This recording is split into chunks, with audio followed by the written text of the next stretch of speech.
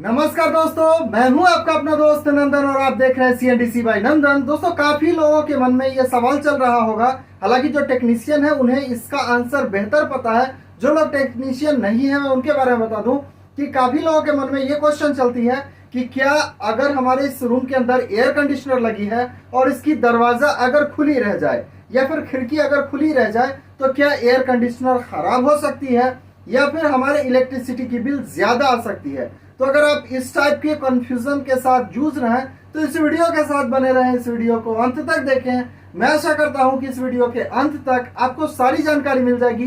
तो चलिए शुरू करते हैं। जैसा कि देख सकते हैं, मैं आपके इस क्वेश्चन का आंसर मैं इस बोर्ड के ऊपर देता हूं। जैसा कि देख सकते हैं, मैंने इस बोर्ड के ऊपर एक कमरा बनाया है। मान लीजिए ये कमरा है, ये आपका दरवाजा है एंट्रेंस का और यहाँ पे एयर कंडीशनर लगी है। तो फिर क्या क्या कंडीशन बनती है इसे मैं आपको बेहतर ढंग से बताने की कोशिश करता हूँ। तो जैसा कि आप सब जानते हैं, एयर कंडीशनर आपके टन के ऊपर आती है।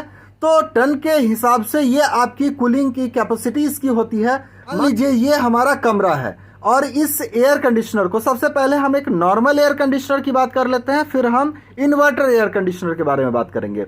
तो सबसे पहला कि इस एयर कंडीशनर को अगर इस कमरे को ठंडा करने के लिए 15 मिनट का वक्त लगता है। अगर आपने इसका टेम्परेचर 19 डिग्री सी सेट करके रखी है, 19 डिग्री सी अगर आपने एयर कंडीशनर में सेट कर रखी है, अगर इस कमरे की क्लाइमेट को इसे 19 डिग्री सी करने में अगर 15 मिनट का वक्त लगता है तो 15 मिनट इसकी कंप्रेसर चलती है, आपके ये कमरे को ठंडा कर देती है पूरी तरीके से। 19 डिग्री सी टेम्परेचर मेंटेन करने के बाद इसकी कंप्रेसर को इसका सेंसर ऑफ कर देता है। इसके अंदर सेंसर लगा होता है जो कि रूम के क्लाइमेट के टेम्परेचर को महसूस करके कंप्रेसर को बंद कर देता है।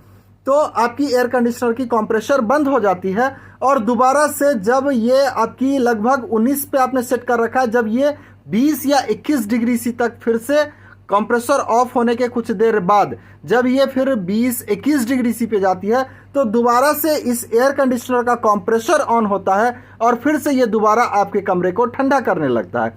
फिर से 19 डिग्री सी अगर टेम्परेचर मेंटेन हो जाती है तो इसका कंप्रेसर बंद हो जाता है। सेम प्रिंसिपल आपके रेफ्रिजरेटर के अंदर भी यही होता है।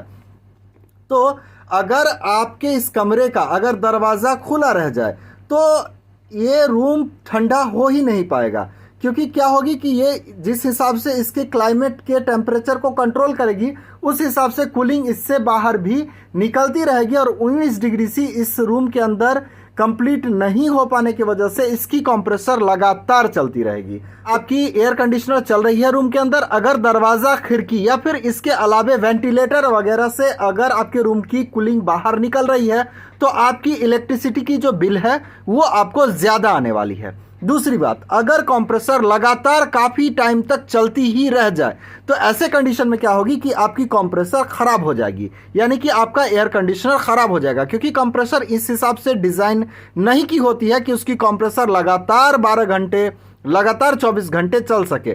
तो आपकी जो डे टन की सपोज कीजिए कि अगर आपके एयर कंडीशनर की कैपेसिटी है डे टन, तो अगर आपका 10 बाई 10 का कमरा है, अगर वो ग्राउंड फ्लोर पे है, छत के ऊपर कोई कंस्ट्रक्शन नहीं है, फिर भी वो 1 घंटे मैक्सिमम आपके रूम के क्लाइमेट को कंट्रोल करने के बाद कंप्रेसर ऑफ हो जाती है। लेकिन अगर यही कंप्रेसर लगातार से चलती रहे तो उसकी कंप्रेसर ख़राब हो जाती है।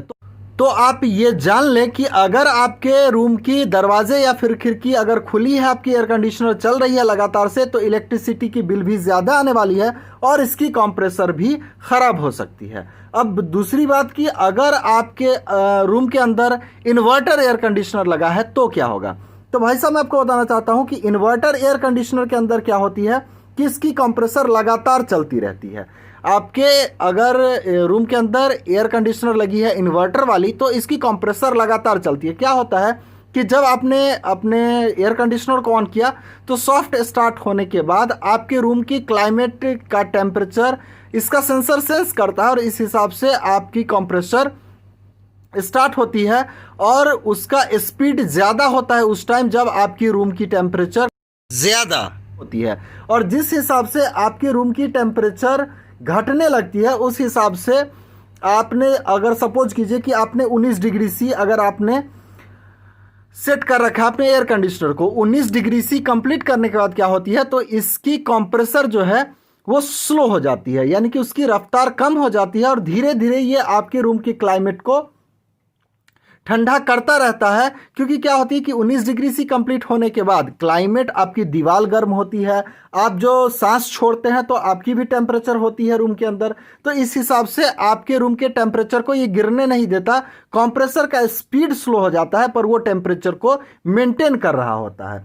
तो अगर इस कंडीशन में इन्वर्टर एयर कंडीशनर लगी है और उस कंडीशन में अगर आपकी दरवाजा खुली रहे तो भी आपकी कंप्रेसर हाई स्पीड के ऊपर लगातार से चलती रहेगी, इससे भी आपकी बिजली बिल भी बढ़ के आएगी।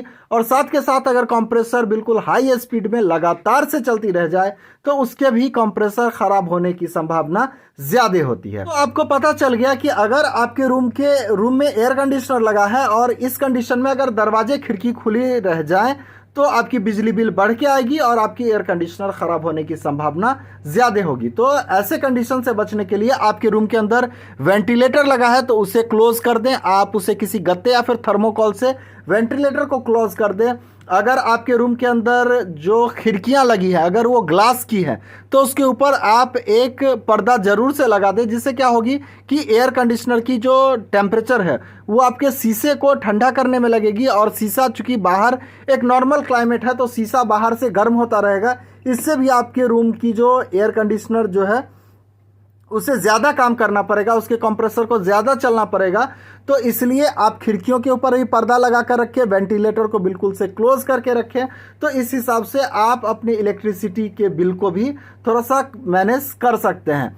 तो दोस्तों मैं उम्मीद करता हूं कि हमारी बनाई वीडियो आपको पसंद आई और इस वीडियो से आपको कुछ नया सीखने को मिला।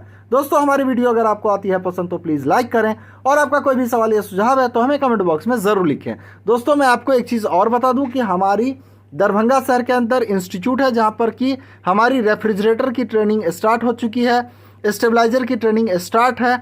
अगर आपको एयर कंडीशनर का ट्रेनिंग करना है तो इसके लिए आपको थोड़ा वेट करना होगा। आने वाले टाइम के अंदर काफ़ी जल्द मैं एयर कंडीशनर की भी ट्रेनिंग यहाँ पे स्टार्ट करने वाला हूँ। तो अगर आपको इंस्टीट्यूट के बारे में कुछ भी इंक्वायरी है, कुछ जानना चाहते हैं तो डिस्क्रिप्शन बॉक्स के अंदर हमारे इंस्टीट्यूट की एड्रेस और फ़ोन नंबर मिलेगी, आप डायरेक्टली उसके ऊपर कॉल करके इंस्टीट्यूट से जुड़ा हुआ जानकारी हासिल कर सकते हैं। आप लोगों से निवेदन है कि किसी टेक्निकल सपोर्ट के लिए प्लीज़ उस नंबर के ऊपर कॉल मत कीजिएगा। Thank you.